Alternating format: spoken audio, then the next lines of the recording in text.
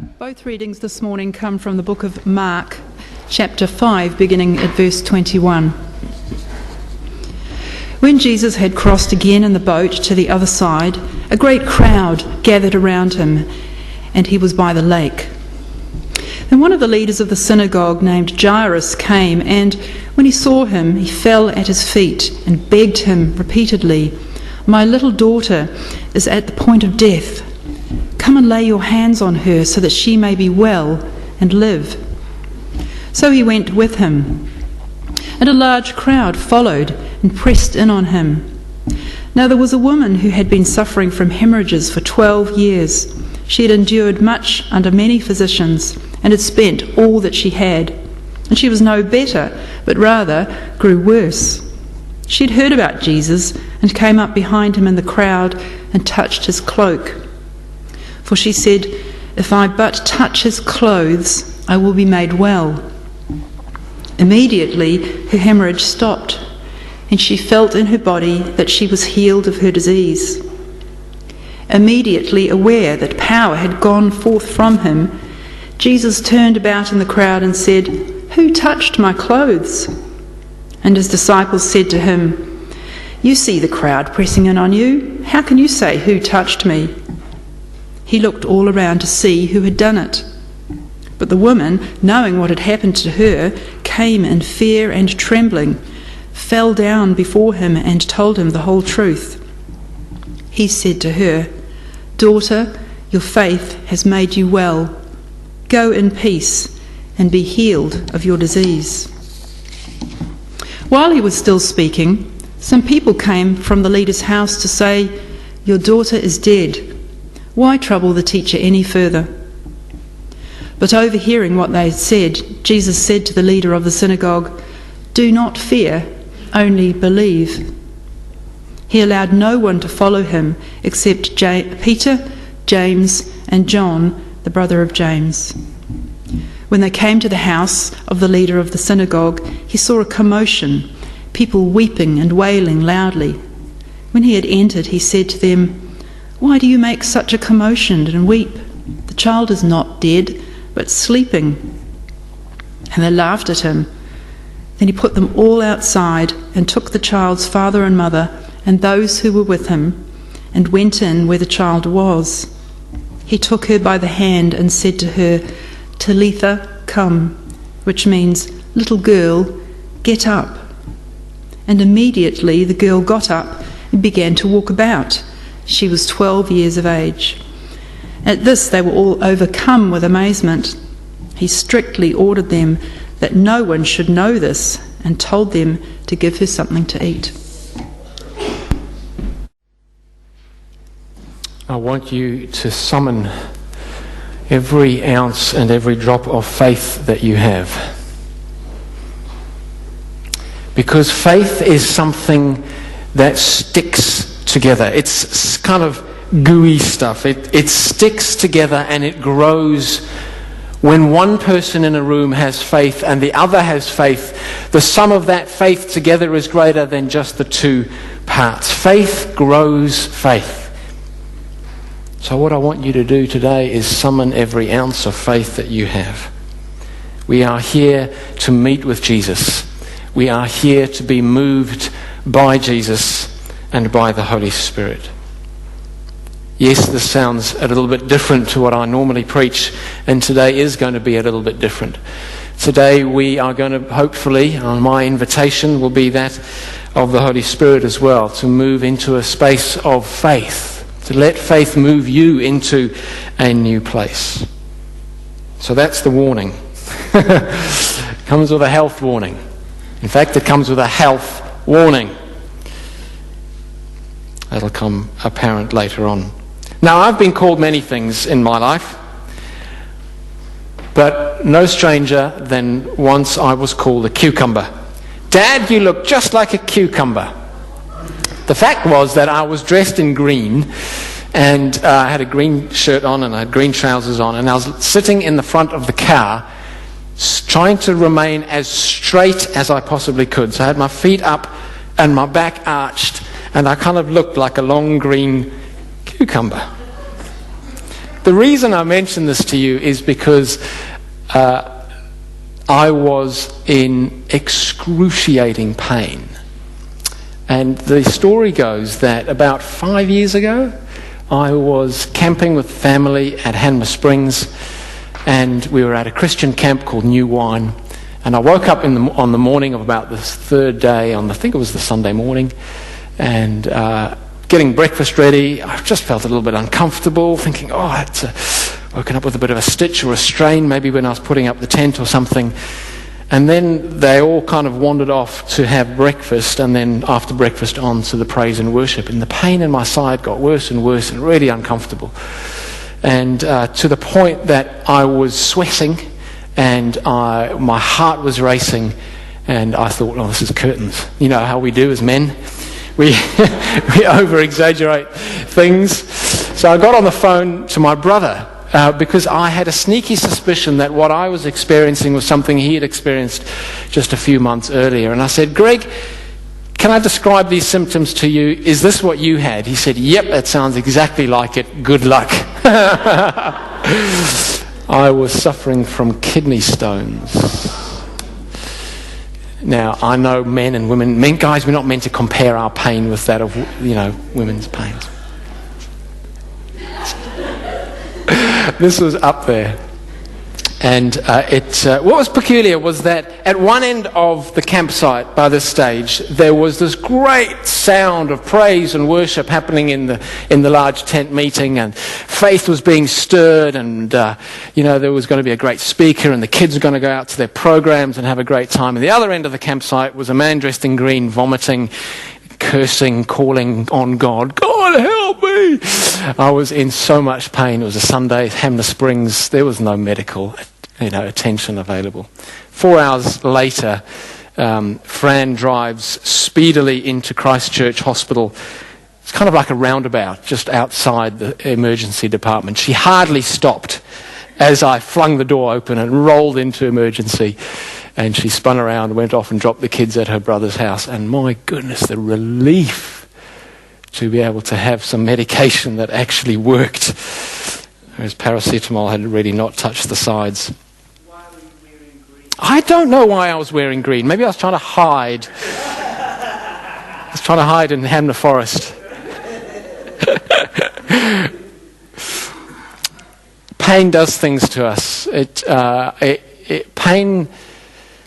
I remember those moments particularly well, and if you've had excruciating pain, you know that pain can drive you or take you to places where you think really unhelpful thoughts, quite dark thoughts, quite black thoughts,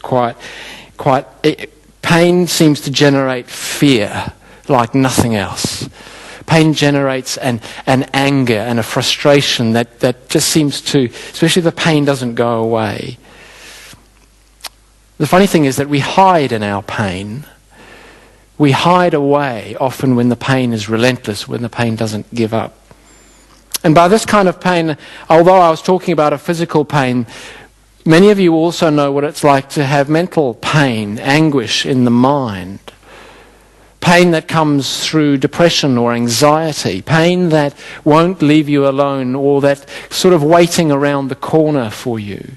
Maybe you've also encountered pain in emotions as well, when you've been betrayed or hurt, or when anger just seems to rise up in you. Pain can also, physical, mental, emotional. Pain can come from our memories. Pain can come from things that have happened to us, or things that we've done, or encounters or ways, or things that we have encountered in the past. They seem to spring up when we try and think about them, or when we're trying not to think about them. So when I use the word pain, when I use the words healing, I don't just mean that Jesus can heal our physical pain. Jesus can heal our emotional pain, our mental pain, our historical pain, the fears and the failings, the anxieties. We've been looking over the last few weeks at this idea of trusting God.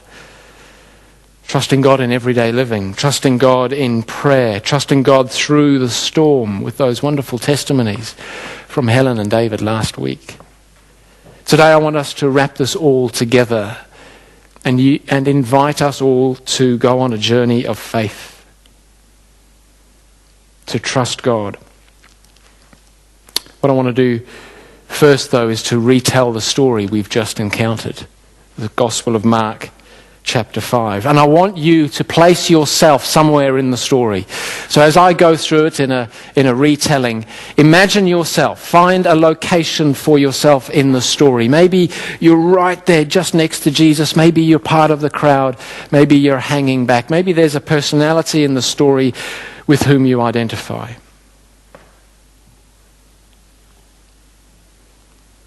They're down at the lake. There's a large crowd has gathered around him. They've heard he's just come back from another little journey across the other side. There's a large crowd now jostling for position, and it seems that everybody in the town has come out to see him. But, oh gosh, here comes somebody important. The crowd seems to part as it's Jairus. It's Jairus, the synagogue leader. The quietness comes to the crowd as Jairus is walking. No, he's not walking. He's rushing. He's rushing up to Jesus, and he's not slowing down. He's on his knees. He's fallen at the teacher's feet. How undignified can you get? He's begging. He's pleading. It sounds like his girl is dying. This is urgent. But how undignified, surely. What would others say if they could see Jairus now on his knees in front of a teacher about whom we really don't know a great deal, who's causing a commotion wherever he goes? What would Herod say if he found out? But the teacher is moving now. He's going with Jairus. There is no delay. He's hurrying along the pathway, and we're following after him. He's making his way through the town. The streets are getting narrower as the crowd seems to be boxing him in, and then we see her. She's trying to hide. She's trying to keep in the shadows as she normally does, but we know the shape of her. We've seen her over the years trying to hide from us. She's been unclean for life. It seems that way. Over the last 12 years I've heard that she spent all that she has. She's destitute. Whatever she does, there's no remedy. There's no hope for her. She's on the outside of everything that happens here in this town. The crowd is pressed in. Jesus has slowed down. And then suddenly he stops, and people are stumbling over each other. They're bumping into each other, and he turns and he calls out, "Who touched me? Who touched you?" His disciples are confused. We're all puzzled, looking at who touched you. The crowd is hanging around him. Too close. We're all touching each other. Who touched him? And then we see her again, walking through the crowd. The crowd parts once more and silence descends. Nobody really wants to touch her. How undignified is this? She's fallen at his feet. She's touching him now. Certainly he would know that she's unclean, and he's a rabbi, and surely he's unclean too, because anything she touches is unclean. But healed, set free from her suffering, who is this man who, instead of being made unclean by her illness, makes her clean when she touches him? Shalom, the peace of God. That's what he's given to her.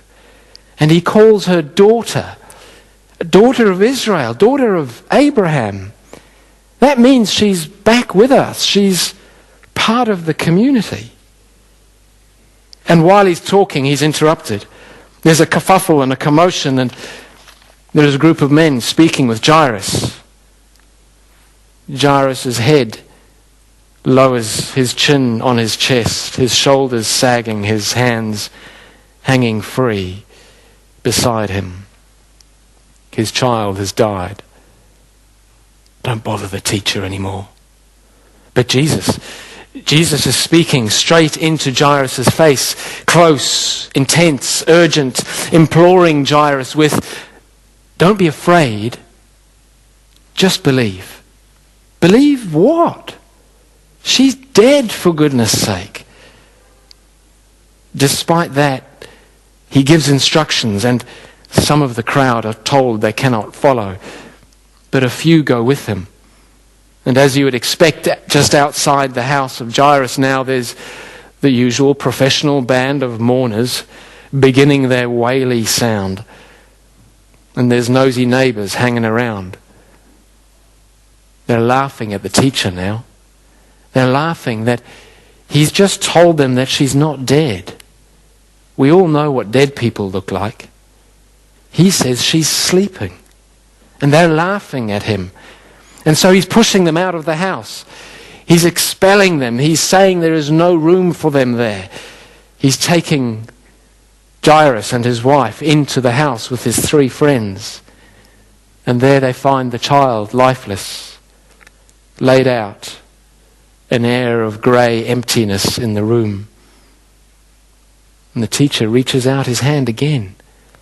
He picks up her hand and holds it in his. He's touching a dead body. Surely now he must be unclean. But she lifts her head and sits. There's Jairus rushing to his daughter, embracing her. Tears rolling down his cheeks. Her mother is speechless. He gives them instructions. We will never forget this day. Never. Where are you in the story? What sorts of questions are you left with? Mine are many and various. Was the woman healed only because she reached out and touched Jesus? And why did Jesus act surprised? Did he not know what was about to happen? Why did he call her out in public? Somebody who's been hiding for years and years. Jesus calls out in public. What was Jairus thinking as Jesus was brought to a stop? There he is, hopping from one foot to the other. Jesus, why have you stopped? We're going in the direction of my house. Can you keep up? How much faith did Jairus really have? How much faith did the woman really have? Who did they think Jesus actually was? And did they really not tell anyone what had happened?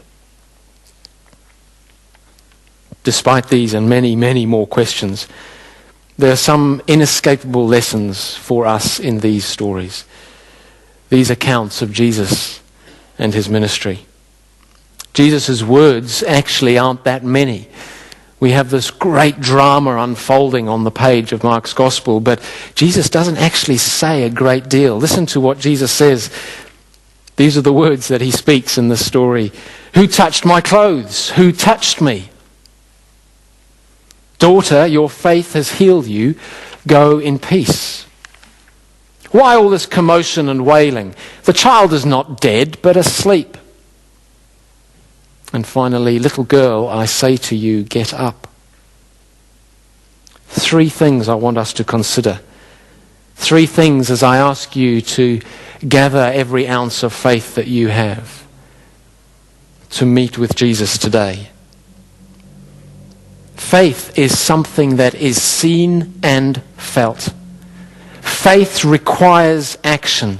Faith involves the physical world. It does not only inhabit our internal world. You see, faith is only a hope or a wish if it remains on the inside.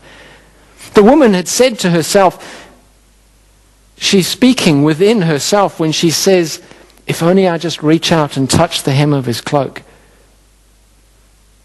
Her healing happened only when she reached out and touched him. Jairus is at the feet of Jesus, pleading for help. He is not at home hoping. He is running down the road towards the lake where he's been told the teacher who does miracles has arrived. Hope is something that is seen and felt. Faith requires action. It involves the physical world. In Exodus chapter 14, we get this great reminder of how faith in action actually makes things happen. The Egyptian army are pursuing the people of Israel out of Egypt. Israel is now stuck between a rock and a hard place, between the sea and the approaching Egyptian army. And rabbinic interpretation says that actually what was required before the water started to recede was for the people to step into the water. Rabbinic interpretation says that they had to step in and keep walking until the water got to their nose level. That's a lot of walking. That's a lot of walking out into the unknown. It's a great image of faith. I've always had the image of faith that, God, if you're going to do something like part the waters, all I need to do is kind of tip the edge of my toe in. But the Israelites are asked to walk up to their noses in the stuff. That's the kind of faith. That's the kind of action that faith requires. Faith is faith when it steps out. Before that, it's just a wish. It's just a hope. Faith requires us to leave what we know and go towards Jesus. Jairus left his home where his daughter was dying. The woman left her home, her secrecy, her hiddenness, her estrangement, her being an outcast. She left that and went into the crowd to find Jesus. Secondly, faith opens the door to God's power. Faith is the means by which divine transformation happens. And divine transformation, it seems, is given to those who recognize they are powerless. Recognize that they're at the end of their tether. Recognize that all they can do is fall at his feet. Recognize that they have spent all their money. They have done everything they possibly can to find a cure, to find a solution, to find an end to this. Faith at that point opens the door to God's power. Now that faith can be imperfect. It can be immature. It could be bold and brave as well, but it could also be halting and tainted with fear. It's still faith.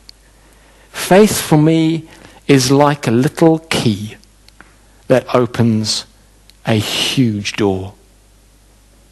But the action of faith is required, as I've said earlier.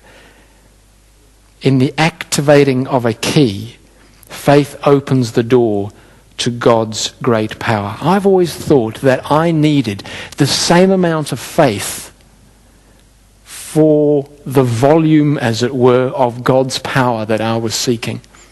If I wanted my stubbed toe to feel or to be healed by Jesus, then I needed a stubbed toe volume of faith.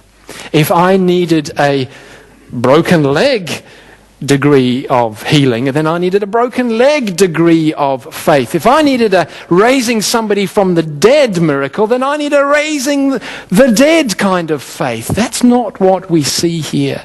It's not what we encounter when we look at Jesus imploring, rewarding, encouraging faith as small as a mustard seed in the other gospel. Only when faith is directed at Jesus is the door of God's power unlocked. We can have faith in all sorts of things. We can have faith in healthy living. We can have faith in good thinking, physical exercise. I think that's overrated. But we can have faith in a good health system, in a good government. We can have faith in all sorts of different things. But it's not the kind of faith that Jesus rewards, that opens the door to God's power. Now, all of those things are great. Good health, good living, good eating, good exercise, good thinking, great things to practice, good ways of life.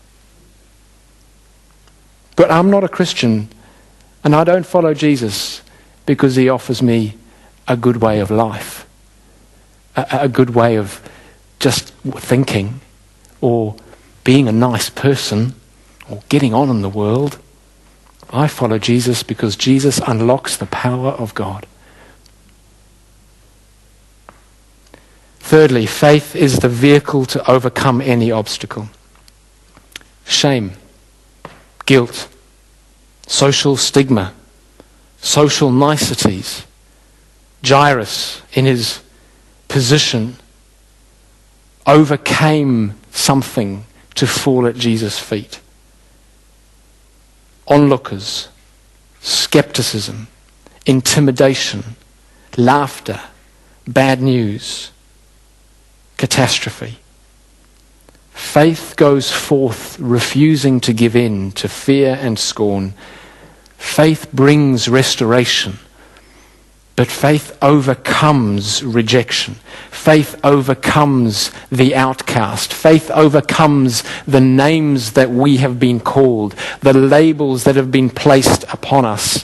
Faith turns its back on what the world offers and says, with God,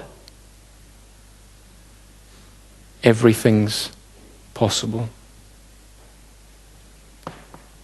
That's why faith is so hard. Everything? Everything possible? I observe also the following things in the story and in my reaction to this story. I don't have the answers. I've got so many questions and I don't have the answers. I thought I needed to have the answers to have faith. I thought faith actually only worked when there was a logical, rational explanation for things. When I understood, when I studied and I get to the, yes, this is it, this is who Jesus is, now I can have faith. I understand. But in the story I see also that faith knows how to wait. Faith knows how to wait. Faith trusts in the middle of things. Faith knows when to act. Skepticism and faith cannot be in the same room. It's really interesting, isn't it, that Jesus challenges the worldview of the mourners and says, essentially, is it possible for a dead person to live again? And they laughed at him. Skepticism and faith were mutually exclusive. The skeptics were excluded and shut out of the room where faith brought life to a 12-year-old girl. I used to think that skepticism was great, like all bran, like something you add to your diet just to make sure you're good on the inside. You know, that skepticism was a really healthy thing to balance, faith on this side. Because actually, if I'm really honest, as a true blue Westerner, I could have too much faith, but I couldn't have too much skepticism, could I? Because skepticism brings that sense of, togetherness and understanding and, rationality to things. Skepticism. Rubbish. Here's something else in this story. A little bit like the green cucumber. Somewhere on one end of the campsite, sweating and vomiting in pain. At the other end of the campsite, there's praise and there's worship. People are being touched by God. One person's healing and transformation can happen in exactly the same moment when somebody else dies. Put that into your faith pipe and smoke it. Who has the answers to these questions? Hey, I just don't get it. Jesus, how does this work? How does this work in our world? But faith stands in that space. Faith recognizes that God is in control, that the sovereignty of God can never be touched by our questions, that our doubts and our skepticism and our kind of shaking a fist at God that it's not right, God sort of shrugs and says, that's the way it is for now. That's the way it is for now. Have faith. Both the woman and the child, interestingly enough, presumably suffered further illnesses. Maybe they got sick, got a common cold. Their healing on that day didn't mean that they were immune for the rest of their lives, and presumably they died a natural death. They were healed to display our belief and invite us into a place of faith. I believe that place is available for us today. We don't have to wait for Jesus' return, for the fulfillment and the totality of the kingdom of God to come. It has already arrived. It is now, it is not yet, it's both at the same time. We know that God's mission, God's kingdom is coming, and we wait for it to come in its fullness. We stand in the space between the empty tomb, the resurrection of Jesus, and Jesus' return. And we have to learn to deal with the fact that some people are healed, some people are made whole, and some people aren't in response to our faith. I believe more deeply than ever that our role as Christians in standing in this gap, this space, that our role is to bring people to Jesus, not to answer their questions. Questions are quite fun to answer, but our role actually is to bring people to Jesus. Not to solve doubts or to give proof in order to believe, but to bring people to Jesus. Because it's in Jesus' presence that people can make up their own minds. It's in Jesus' presence that restoration begins. It's in Jesus' presence that people are told, peace be with you. So today we have an opportunity here in our service to meet again with Jesus. Not just to meet with the sense of Jesus' presence, but to actually meet with Jesus. For Christians actually do believe that Jesus is right here, right now, and that we can encounter God's inescapable nearness in Jesus by the wonderful gift of the Holy Spirit to make the love of God known to all the pain, all the hurt, all the rejection, whatever it is we need. Jesus is here. God's power is available to every single one of us. There is nothing that you have done that can that can keep God's power away from you.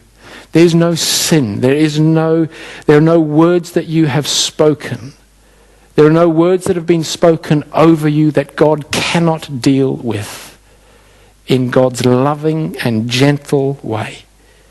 Like a father whose heart just pours out for his children. And all we need is a little bit of faith.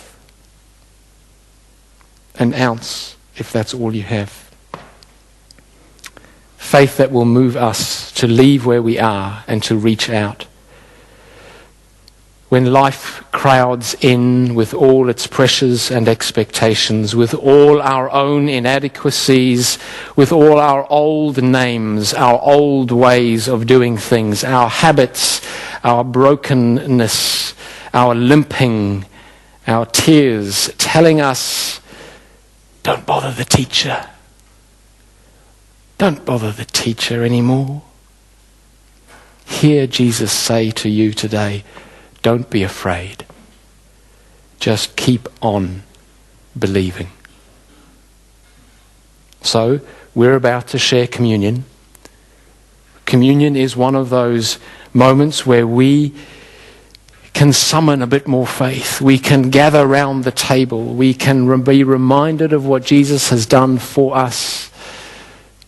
For Jesus took it all upon himself. Graham, do you want to come up? We get Graham and the band to come up because they're going to play a song for us just to listen to. It's about the fact that Jesus' body was broken for us. That Jesus took it all upon himself. He took every pain. He took every illness and every disease. By his stripes, we are healed. And so as the song is played, can I encourage you to venture a little bit more faith? Put the key in the lock and give it a turn. And trust that God can do something through Jesus, because Jesus is present here. Graham's